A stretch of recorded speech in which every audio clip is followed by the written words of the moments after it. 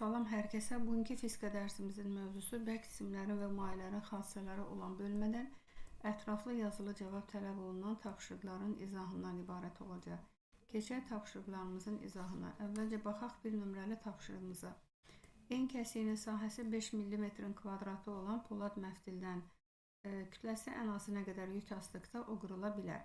Deməli, en kəsiyinin sahəsi 5 mm kvadratını çeviririk metrin kvadratına. Alırıq 10⁻6 metrin kvadratı. Sonra nə qədər yük asmaq lazımdır? Kütlə soruşur. Mexaniki gərginliyin düsturundan F bərabərdir sigma vurulsun S. F'in yerinə biz ağırlıq qüvvəsi yazsaq, mc bərabərdir sigma vurul S. Buradan kütləni tapa bilərik. Deməli, m bərabərdir. M bərabərdir. Buradan sigma vurulsun S-i nəyə bölməliyik? Sigma vurulsun S-i J-yə bölməliyik. Buradan da alırıq sigmanın qiymətini neçə verilib bizə? 5 vurulsun 10⁻8. Sonra sahənin qiyməti o da 5 vurulsun 10⁻6. Məxrəcdə də J-nin qiyməti 10. 10⁻6 ilə 10⁻8 bizə verəcək burada müsbət 2.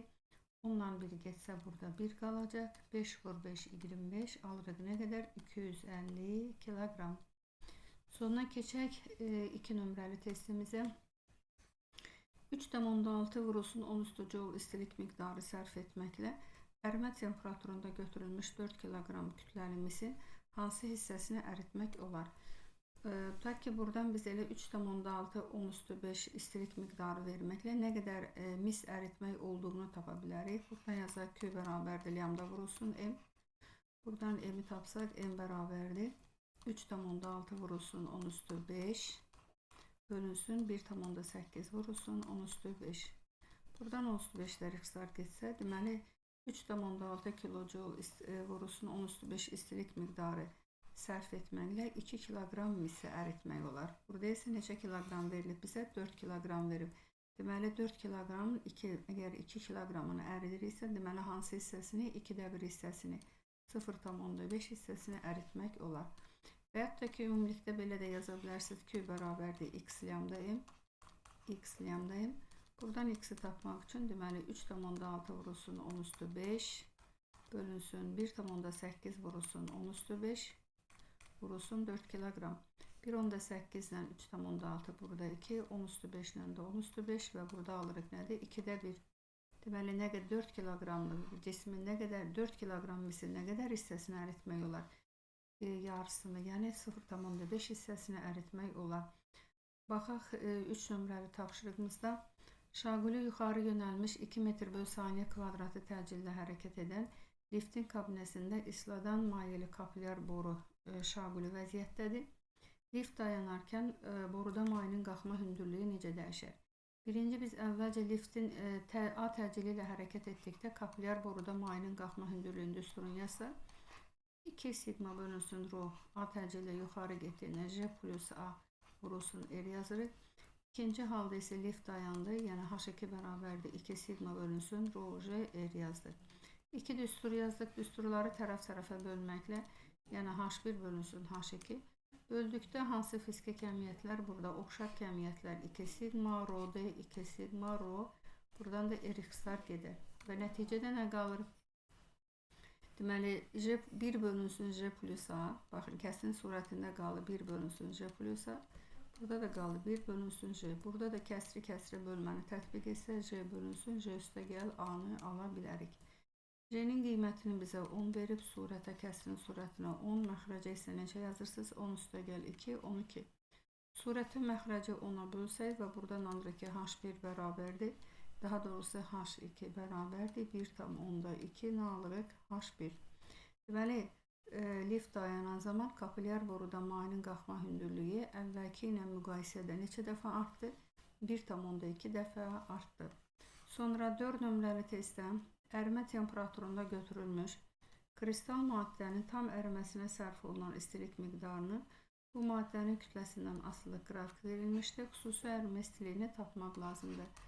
Buradan yazırıq Q bərabərdir lambda M. Düsturdan lambdanı tapa bilərsiniz. Lambdanı tapmaq üçün Q-nü M-ə bölməliyik. Məsələn, burada ilə götürək 50 vurulsun.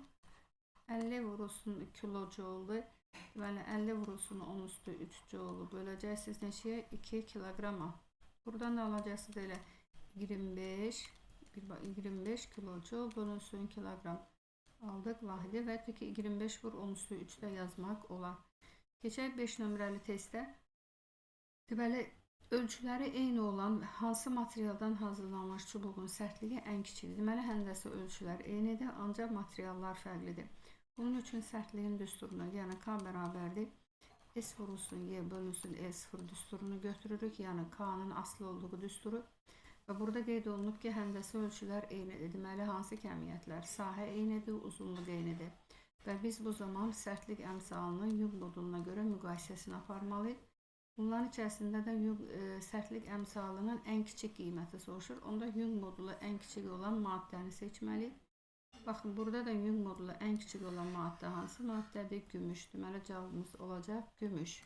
Sonra növbəti səhifəmizdə də oxşar tipli testi. İndi isə müxtəlif maddələrdən, yenə eyni oxşar tipli, deməli müxtəlif maddələrdən eyni ölçülü silindrik şəkildə nümunələr hazırlanmışdır. Deməli, həndəsə ölçülər eynidir. K'nın qeyd düsturunu yazırıq. K bərabərdir. S vurulsun Y bölünsün E0. Eyni həndəsə ölçülər, yəni S eynidir, E0 eynidir. Və buradan sərtlik əmsalını müqayisə etmək üçün Young modulundan istifadə edirik. Çünki bilirik ki, Young modulu yalnız materialdan asılı olan bir fiziki kəmiyyətdir. İndi deyir ki, K'sı ən böyük olan, K'sı ən böyük olan, Young modulu ən böyük olan maddəni seçirsiniz. Bu 210 və maddə olaraq nədir? Maddə olaraq poladdır. Deməli, 6-da maddə olaraq nəyi seçdik? Poladır. Sonra baxaq 7 nömrəli tapşırığımıza. 7 nömrəli tapşırıqda diametrləri eyni olan alüminium məftillərdən yük asılmışdır. Diametrləri eynidirsə, deməli, en kəsiklərinin sahələri eynidir. Gəlin, buraya yazırıq, deməli, sahələri eynidir. Alüminiumdan hazırlanıbsa, deməli, eyni materialdan hazırlanıb, Young modulları eyni yazdıq. Yük asılmışdır. Deməli, ikinci məftilin nisbi uzanmasını epsilon 2-ni bizə verib 0,6. 0,6 və həmin məftildən, yəni ikinci məftildən asılan cismin kütləsinə 2m verilib. Birinci məftildən asılan isə cismin kütləsinə, yəni verib m. Və bizdən soruşur ki, birinci məftilin nisbi uzanmasını hesablamalı. Epsilon 1 bərabərdir suala. Bunun üçün mexaniki gərginliyin düsturundan, deməli, F bərabərdir. Sigma vurulsun S düsturundan, F'in yerinə mg, sigmanın da yerinə Hooke qanunu riyazi ifadəsini yazsaq, epsilon vur Y vurulsun S. İndi baxırıq. Bizə lazım olan düsturu təyin etdik. Baxırıq, hansı kəmiyyətlər eynidir? S eynidir. Sonra eyni materialdan hazırlanıb, Young modulu eynidir, J də eynidir. Baxırıq burada. Deməli, asılan cismin, yəni məftildən asılan cismin kütləsi nisbi uzanma ilə düz mütənasibdir. Baxaq, ikincinin kütləsi, yəni birinci məftildəki kütlə, ikinci məftildəki kütlədən 2 dəfə kiçik olduğuna görə nisbi uzanmasının qiyməti də 2 dəfə kiçik olacaq. Onlar alırıq, epsilon 1 bərabərdir. Epsilon 2-ni, yəni ikincinin nisbi uzanmasını nəyə böləcəksiniz? 2-yə. Cavab olaraq alacaqsınız 0,3. Deməli, 7 nömrəli testdə nə oldu? 0,3. Tənasüb qurmaq yolu ilə də qiymətləri yerinə yaza bilərsiniz. Məsələn, nə formada? Deməli, M1 bölünsün M2 bərabərdir. Düz mütənasibdir. Epsilon 1 bölünsün epsilon 2. Qiymətləri tənasübdə yerinə qoysanız, cavab olaraq nə alacaqsınız? 0,3. Baxaq 8 nömrəli testdə. Deməli, burada nə verilib? Kapilyar borunun radiusu 2 mm olan, az olan, eyni materialdan hazırlanmış kapilyar boru ilə əvəz etdikdə verilmiş mayenin boruda qalxma hündürlüyü 3 dəfə artmışdır. Deməli, radiusu 2 mm azaldıblar. Onda yazırıq ki, R2 bərabərdir, R1 çıxırsın 2 mm. Bu zaman kapilyar boruda mayenin qalxma hündürlüyü 3 dəfə artmışdır. Yəni H2 bərabərdir 3H1 və kapilyar borunun ilkin radiusunu soruşur. Yəni əvvəlki radiusu R1 bərabərdir suala. Hansı fiziki kəmiyyətlər eynidir? Deməli, eyni materialdan hazırlanmışdır. Səthi gərilmə əmsalları burada eyni olacaq. Sonra eyni mayedir, yəni içərisindəki sudur. Bunun üçün biz kapilyar boruda mayenin qalxma hündürlüyünün düsturunu yazırıq. Yəni bu hissədən yazacağım. H bərabərdir 2 sigma bölünsün nə yazdıq? Rho J R. Bax, bu düsturdan biz, bu şərtdən biz R1-i çıxartmalıyıq. Yəni kapilyar borunun əvvəlki radiusu. Burada R2 olduğuna görə biz mütləq burada R2 ilə R1 arasında qurmalıyıq əlaqə. H burada R ilə tərs mütənasibdir. Deməli, hündürlük burada 3 dəfə artdığına görə kapilyar boruda mayenin radiusu R2 bərabərdir. R1 bölünsün neçə dəfə azalacaq? 3 dəfə azalacaq. Deməli, R2 üçün aldığımız bu qiyməti baxın burada yerinə yazsaq, burada nə alırıq? Deməli, R1 bölünsün 3 bərabərdir. R1 çıxılsın 2. Buradan R1 bərabərdir 2 R1, 3 R1 daha doğrusu. Deməli 3 R1 çıxılsın 6, 6 bərabərdir 2 R1-ə və aldıq ki R1 bərabərdir 3 mm. Deməli kapilyar boruda mayenin, yəni əvvəlki kapilyar boruda mayenin kapilyar borunun daha doğrusu, deməli ilk kapilyar borunun ilkin radiusu neçə millimetr olub? Olub 3 mm. Keçək 9 nömrəli testə. Deməli 9 nömrəli testdə kütləsi 10 kiloqram olan qalayın temperaturunun onun aldığı istilik miqdarına asılı qrafik verilmişdir. Qalayın xüsusi ərimə istiliyini nə etməliyik? Hesablamalıyıq. Deməli qalayın ümumilikdə əriməsinə sərf olunan istilik miqdarı nə qədərdir? 820 jouldur. Baxın, proses zamanı nə baş verib? Deməli 132-dən 232-yə qədər qalay qızdırılıb. Bu hissənin düsturu bizdə olacaq Cm delta T. Temperatur sabit qalanda qalayın ərimə prosesi başlanır və buradan da ümumi tənlik yazsaq, deməli prosesi sərf olunan ümumi istilik miqdarı Cm delta T üstəgəl lambda M düsturundan olacaq. Və düsturdan lambdanı tapmalıyıq, yəni qalayın xüsusi ərimə istiliyini. Xüsusi ərimə istiliyini tapmaq üçün ümumi istilik miqdarına Cm delta T-ni çıxmaqla kütləyə bölməliyik. Buradan qiymətləri yerinə qoysaq, lambda bərabərdir. Ümumi kütlünü bizə verib 820 kJ. Gəlin buraya yazaq 820 kJ 10 üstü 3-dür. Çıxılsın. Xüsusi istilik tutumu, yəni qalayın xüsusi istilik tutumu 230-dur. Kütləsi 10 kiloqramdır. Bura 10 yazsaq. Sonra delta T 232-dən 132-ni çıxsaq, burada da yenə nə alırıq? 100 alırıq. Məxrəcdə də nə var? 10 var. Buradan lambda bərabərdir. Deməli, surətdən bir onluq. Gəlin biraz da sadələşdirək. Deməli, burada yazaq. 10 üstü surətdən 10 üstü 4-ü kəsrin qarşısına çıxarsaq, 10 üstü 4 məxrəc. Deməli, 82 çıxılsın, burada qalacaq 23. Məxrəcdə də nə var? 10 var. Buradan da lambda bərabərdir. 82-dən 23-ü çıxsaz, burada alacaqsınız 59. 59. Ondan 1 qısar getsə, 59 vurulsun 10 üstü 3. Joule bölünsün kiloqram. Kilojoule da keçə bilərsiniz, yəni lambda bərabərdir. 10 üstü 3 kilojoule-dur. Onda biz alacaq burada, elə bir dəqiqə. Alacaq 59 kilojoule bölünsün, nə alacaqsınız? Kiloqram. Gəlin burada yazın. Deməli 59 kilojoule bölünsün kiloqram aldıq. Sonra oxşar tipli test, 10 nömrəli testdə oxşar tipli testi. Sadəcə fərqlilik nədən ibarətdir? Yenə kütləsi 10 kiloqram olan qalayın temperaturunu onun aldığı istilik miqdarına asılı qrafikin əsasında indi deyir ki, qalayın xüsusi istilik tutumunu hesablayın. Baxın, bu hissədən, baxın, 32-dən 232 dərəcə Celsius temperatura qədər qalay qızdırılıb olub Cm-dir. Bu hissənin düsturu Cm delta T. Yəni qızdırmaq üçün lazım olan istilik miqdarının düsturu. Temperatur sabit qalanda bilirik ki, maddə ərimə prosesi gedir, yəni maddə aqreqat halını dəyişir. Ümumi prosesi sərf olunan istilik miqdarı 1050 kilojoule-dur. Əvvəlcə tənliyimizi yazırıq, deməli Q bərabərdir Cm yazaq delta T, üstəgəl nə yazırıq? Üstəgəl lambda. Düsturdan xüsusi istilik tutumunu tapmaq üçün, yəni C-ni tapmaq üçün kəsir xəttimizi Q-dən lambda M-i çıxıb yazırıq. Q çıxılsın lambda M bölünsün, M vurulsun, burada olacaq nədir? Delta T. Baxın, uyğun qiymətləri yerinə yazmaqla, gəlin yazaq. Deməli 1050 kilojoule, buraya yazaq 1050 kilojoule, kilojoule 10 üstü 3-dür.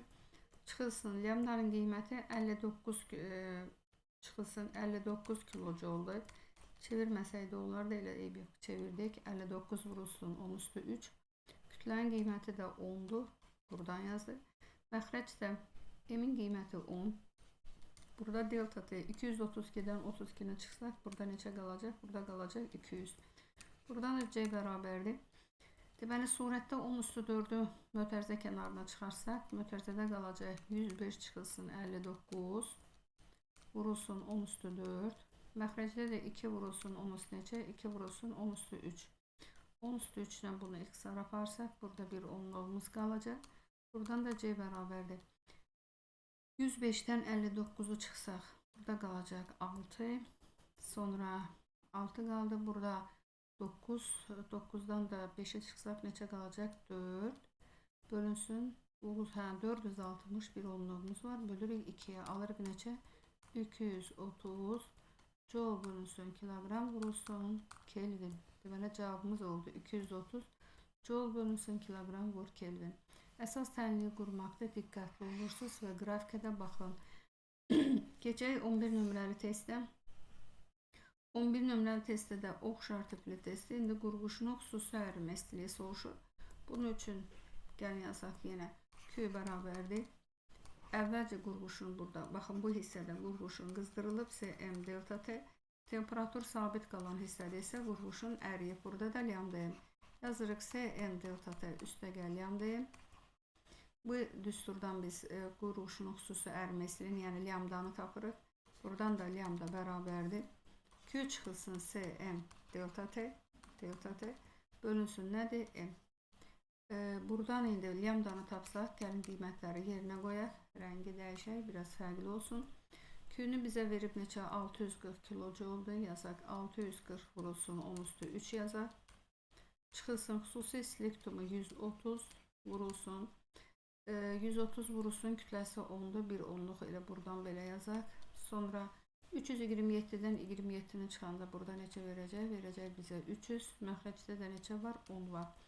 Buradan lambda bərabərdir. Kəsirin surətindən biz bir 10 üstü 4'ü mötərizə kənarına çıxarsaq, burada 64 çıxılsın. 13'ü də 3'ə vursaq alacaqsınız 39. Mötərizə kənarına çıxacaq 10 üstü 4. Burada da məxrəcdə də 10 var. Və buradan yenidən, baxın bir rəngi dəyişək. Deməli bir 10 ilə ixtisar getsə burada qalacaq 10 üstü 3. Lambda da bərabərdir. 64'ten 39'u çıxsaq alacaqsınız neçə? Alırıq 20. Alacaq 25. 25 vurulsun 10 üstü 3. Onu da çevirərik 25 kilojoule bölünsün. Nə alarsınız? 25 joule bölünsün kilogram alarıq. Keçən növbəti səhifəmizdə, növbəti səhifədə də deməli 12 nömrəli test tərəfi 5 cm olan kvadrat şəkilli lövhə sabun məhluluna toxunur. Ta ki, baxın, belə bir kvadrat şəkilli lövhə təsəvvür edirsiniz. Lövhə sabun məhluluna toxunur. Lövhəni məhlulun səthindən ayırmaq üçün tətbiq olunan minimum qüvvəni hesablayın. Deməli, lövhəni məhlulun səthindən ayırmaq üçün tələb olunan qüvvə lövhəni sabun tərəfindən çəkilir. Deməli, lövhəyə təsirdə ağırlıq qüvvəsi, bir də səthi gərilmə qüvvəsi. Buradan ayırmaq üçün tələb olunan qüvvə səthi gərilmə qüvvəsi ilə ağırlıq qüvvəsi nəyindən ibarətdir? Cəmindən ibarətdir. Buradan da F bərabərdir. Sigma vurulsun. Deməli, kvadrat şəkilli olduğuna görə kvadratın tərəfinin uzunluğunu yazacaqsınız. Yazırıq 4A. Üstəgəlini yazırıq. Üstəgəl MC. Buradan da F bərabərdir. Sigmanın qiyməti 4 vurulsun 10 üstü mənfi 2 yazırıq. Sonra 4 vurulsun. Tərəfin uzunluğu 5 cm-dir. 5 vurulsun 10 üstü mənfi 2 üstəgəl. Kütləni 10 qram verib. Deməli 10 vurulsun 10 üstü mənfi 3. C-nin qiyməti də burada 10'dur. İndi buradan həll edək. Deməli 10 vurulsun. Buradan 10 üstü mənfi 3'ü orta vuruq kimi kənara çıxarsaq, burada nə qalacaq bizdə? Deməli 4 vur 4 16. 16'nı da 5'e vursaq alırıq 80. 80 yəni 80 vurulsun 10 üstü mənfi 4. Mənfi 4 üstəgəl. Burada da yazar 100 vurulsun 10 üstü mənfi 3. Buradan da F bərabərdir. 10 üstü mənfi 3'ü orta vuruq kimi kənara çıxarsaq, bu sıfırın birini buradan geçsək, mənfi 3 kimi saxlayaq bunu. Ona biz alırıq 108 vurulsun, 108 vurulsun 10 üstü mənfi 3 Newton.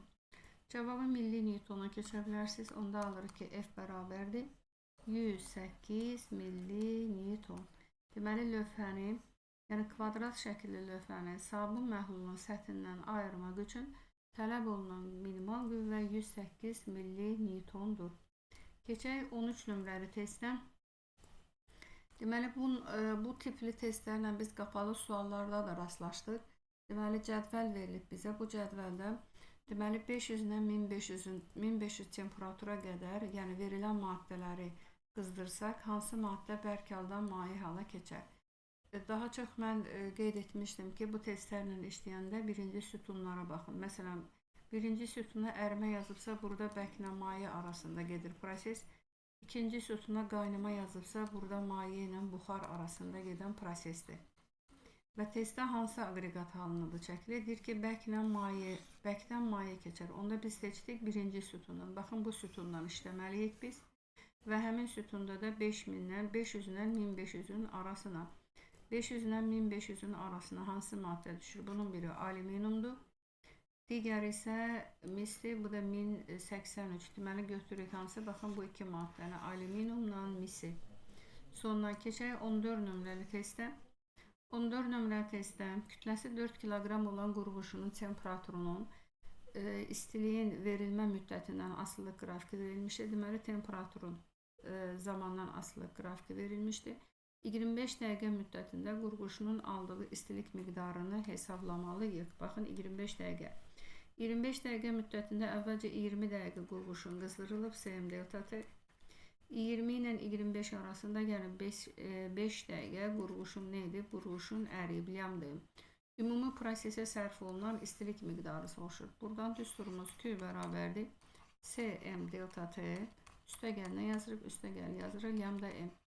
Və buradan ümumi istilik miqdarını artıq tapa bilərik. Xüsusi istilik tutumu, deməli, baxın, qurğuşunun xüsusi istilik tutumu verilib bizə 140, kütləsi verilib 4, delta T 327-dən 27-ni çıxsaq, burada alırıq 300. Sonra üstəgəl lyamda, deməli, 25 kilojoule verilib, 25 vurulsun 10 üstü 3, kütlə də verildi 4. Buradan 10 üstü 3'ü ortaq vuruq kimi kənara çıxarsaq, baxın, burada da var, burada da var.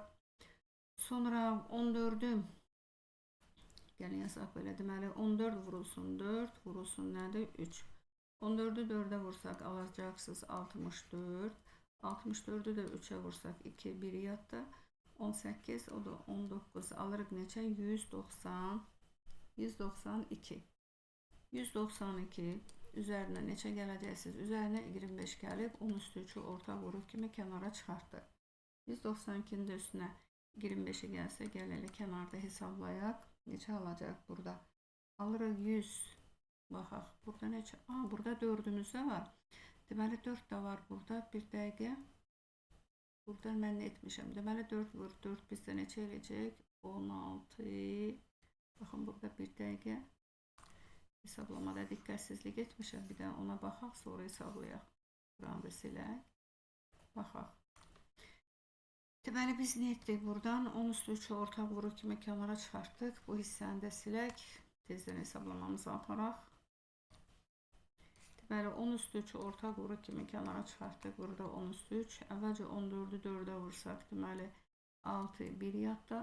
Burada alırıq 56. 56'nı da neçəyə vurursunuz? 56'nı da vururuq 3'ə. 56'nı 3'ə vursaq 8. 1 yadda 15, 16 aldıq. Neçə? 168. Buraya yazırıq 168. Üzərinə də 25'i 4'ə vursaq neçə alırıq? 100. Deməli, alırıq neçə? Q bərabərdir. 268. 10 üstü 3'ü də nə deyəcəksiniz? Kilojoule. Cavabımız oldu 268 kilojoule. Deməli, 25 dəqiqə müddətində qurğuşunun, yəni aldığı istilik miqdarı nə qədər olub? 268 kilojoule. Baxaq 25 nömrəli test, 15 nömrəli testdə. 15 nömrəli testdə də temperaturun yenə cismin, yəni maddənin aldığı istilik miqdarının zamandan asılı qrafiki verilmişdir.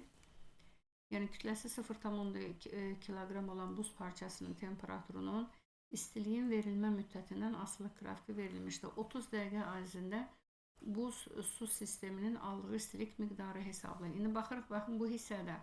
Deməli, bu hissədən maddə bərk haldadır, o qızdırılıb. Deməli, Cm, amma buraya yazısı C buz. Burada delta T buz. 0 dərəcə Selsidə isə ərimə baş verib, sonuna isə olub maye halda, indi isə suyu qızdırıblar. M su. Burada yazacağız delta T su. Buradan ümumi sistemə, ümumi alınan istilik miqdarı soruşur. Deməli yazırıq C buz, M vurulsun, delta T buz. Kütləyə indeks qoymuruq, çünki hamısını əridilir. Üstəgəl yazırıq lambda M, üstəgəl C su.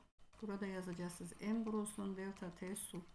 Buradan qiymətləri yerinə qoymaqla Q'nun qiymətini tapa bilərik. Baxın, deməli buzun xüsusi istilik tutumu. Bunlarda biraz diqqətli olun. Buzun xüsusi istilik tutumu 2 kilojoldur.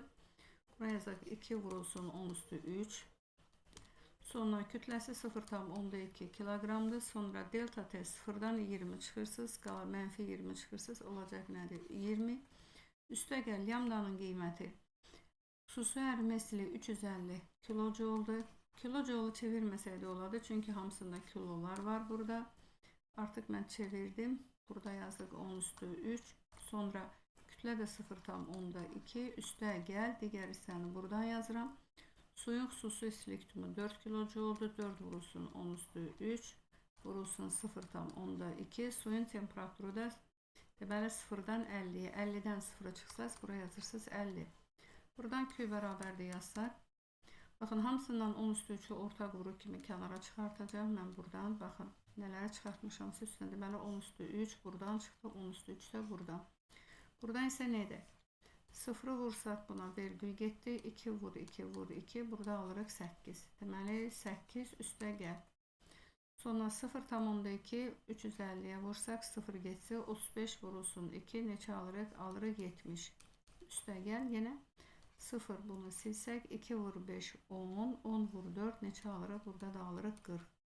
Şimdi bu hissəni toplasaq alırıq neçə? 118 vurulsun 10 üstü 3 joule alırıq.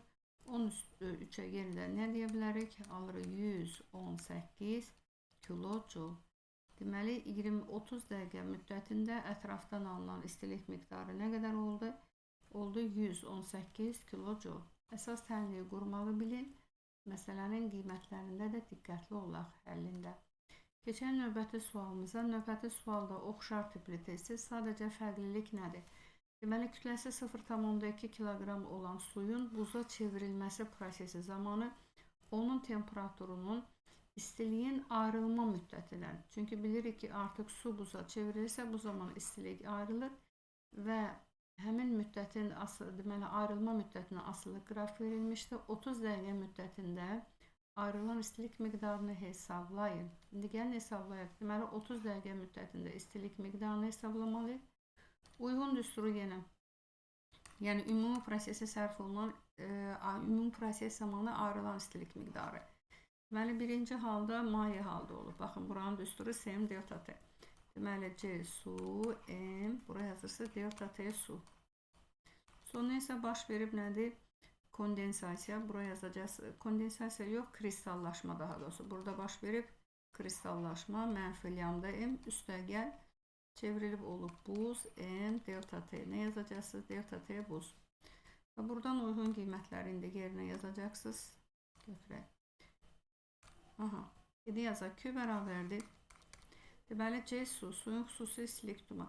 Baxın hamısında yenə kilojollar olduğuna görə kilojoulu çevirmə etməyəcəm. Deməli birinci halda suyun xüsusi istilik tutumu. Suyun xüsusi istilik tutumu burada 4'tür. Sonra kütlə verib 0,2 0,2 delta T. 0'dan 50'ni çıxdığımıza görə bura bir mənfi düşdü. Vurduq 50'yə. Üstə gəl. Mənfi lambdanın qiymətini bizə neçə verib? 350. Kütlənin qiymətini kütləni də verib 0,2. Sonra üstə gəl. Buzun xüsusi istilik tutumu 2 kilojoldur. Sonra kütlə 0,2'dir. Delta T. Delta T sondan başdan çıxırıq da. Mənfi 0,2'dən 0'a çıxsaq. Burada bir mənfi düşəcək. Vurulsun 20. Nötərdən bağladıq. İndi hesablayaq. Deməli Q bərabərdir. Deməli bu 0. 0,2'nin 0'ı getdi. 2 vur 5 10. 10 vur 4. Burada neçə aldıq? Burada aldıq mənfi 40. Üstə gəl. Sonra 0 ilə bunu sildik. Burada aldıq neçə? Mənfi 70. Üstə gəl. Burada 0 ilə bunu sildik. 2 vur 2 vur 2 neçə aldıq? Mənfi 8. Ümumilikdə bunları topladıq. Aldıq mənfi 118 kilojoule. Mənfi işarəsi yəni göstərdi ki, proses zamanı istilik nə etdi? Proses zamanı istilik ayrılıb. Yadda saxlama, əsasən yadda saxla ki, deməli maddə bərk haldan, baxın, bərk haldan maye hala, maye haldan isə qaz halına, yəni buxar halına keçdikdə bu zaman istilik udulur. Amma əks prosesdə isə, yəni baxın, qazdan mayəyə, mayədən bərkə keçəndə isə istilik ayrılır. Baxın, qrafiklərlə də bu bizə görsənir. Sonra keçirik 17 nömrəli testə. 17 nömrəli testdə deməli şüşə kapilyar borular mayəyə salınır. A kapilyar boruda qalxan mayenin çəkisini, yəni A borusunda qalxan mayenin çəkisini, həcmini və hündürlüyü cədvəldə verilmişdir.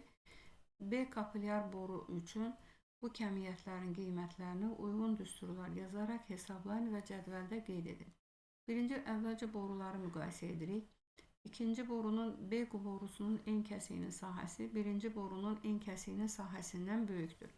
En kəsiyin sahəsi üçün də düstur olaraq yazırıq pi vurulsun r kvadratı. Deməli, sahəsi böyük olanın deməli radiusu böyükdür. Bu isə o deməkdir ki, B kapilyar borunun radiusu A kapilyar borusunun radiusundan neçə dəfə böyükdür? 2 dəfə böyükdür. İndi dedik ki, kapilyar borudakı mayenin çəkisi. Kapilyar borularda mayenin çəkisi elə onun səthi gərilmə qüvvəsinə bərabər olub, sigma vurulsun L, L-i də açırıq ilə 2 pi R-lə. Və buradan alırıq ki, kapilyar borudakı mayenin çəkisi borunun radiusu ilə düz mütənasibdir. Və bizə də verilmişdi ki, A borusundakı, məsələn, A borusundakı P0-dırsa, onda B borusundakı neçə olacaq? B borusunda olacaq 2 P0, çünki radiuslar düz mütənasibdir. Deməli, çəki üçün düsturumuzu yazdıq, birinci düsturu. İkinci bizdən nə soruşur? Kapilyar borudakı mayenin həcmini soruşur. Həcmi də buradan tapmaqla, yəni P-nin yerinə mg, M-in yerinə də ρVj yazsaq, buradan həcmin düsturunu çıxara bilərik. Deməli, sigma vurulsun 2 pi r bölünsün ρ vurulsun j. Və buradan da yenə alırıq ki, kapilyar borudakı mayenin həcmi borunun en kəsiyinin radiusu ilə düz mütənasibdir.